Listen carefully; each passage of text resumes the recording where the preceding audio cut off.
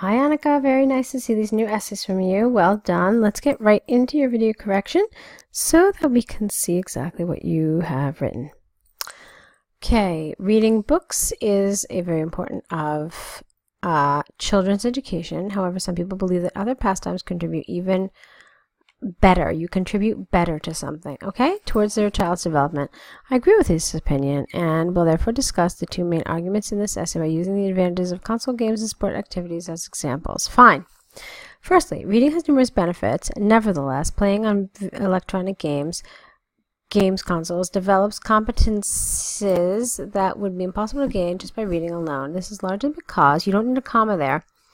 When playing on consoles, a child automatically develops active skills, like spatial awareness and reflexive abilities. For example, recent studies from Harvard University, capitalize the U, have shown that children who play at least 2 hours per week on consoles like Sony PlayStation outperform their counterparts by 20% in psychometric tests. Therefore, it is clear that playing on game consoles gives children the opportunity to progress in areas that are neglected by reading. Lovely. Very well done. Secondly, if reading is the only thing that children learn, their skill sets is usually 2 words here. Their skill sets will be extremely limited to academic skills only. Hence, it is crucial to introduce them to physical activities such as sports to develop new dynamics like competition and psychocognitive skills. What nice expressions. For instance, the British Sports Council noted that children who participate in a physical activity at least twice a week obtain 20% better grades than those who do not. We don't use contractions in IELTS. We simply write out the word. As a consequence, the merits of sports participation as part of children's education is clear. To conclude, although reading may contribute well to the development of children's creativity, I strongly believe that other enjoyable pastimes such as playing on consoles or doing sports is more important for a thorough skill set. All right, that was lovely. It was very nice. So good job. They're just some tiny, tiny little things, okay? So let's go now to your communication essay. It is a matter of fact that there have been drastic changes in the way family members talk with each other over the past decades. Some people say that communication became less, but I think it has just changed its form. This essay will discuss both views by giving examples on how technology has influenced traditional communication in both directions. Firstly, there is ample evidence to suggest that the rise of technology is the main cause of decreasing communication within modern families. I like this expression, ample evidence. This is largely because electronic devices can be very distractive and fill up most of people's time.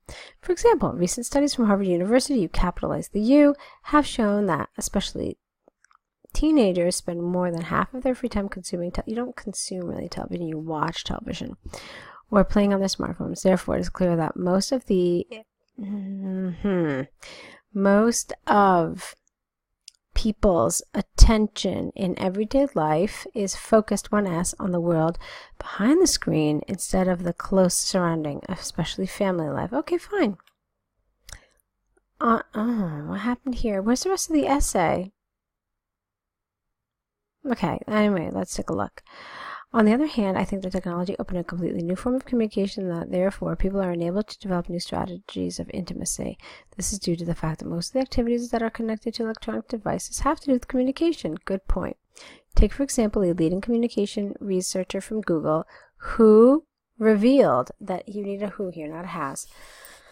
80% of the time spent with a T, not a D, on a smartphone is actually used to communicate with close friends or family members. Okay, so what's missing here, Annika? You're missing this kind of wrap-up sentence like this that you have here, and then it's missing a conclusion. So this is really a big deal. I'm assuming you probably ran out of time or something, but it's actually a really big deal and would affect your score actually quite a bit. So, I mean, if you're missing a paragraph, that's kind of a big deal. So even if you look at the band descriptors, you can see under coherence and cohesion, it does say something about paragraphing.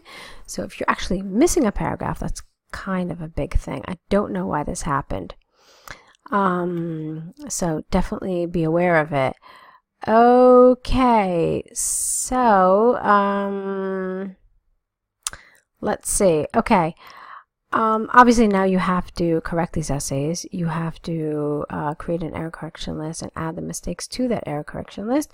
You can send that all back to us along with your new essays. I hope you keep in mind what I said to you about the conclusion and how important it is, okay?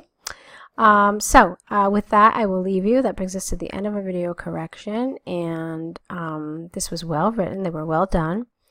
And I want you to keep on writing so that you can practice, and with further feedback, you can continue to improve. Okay, so good luck.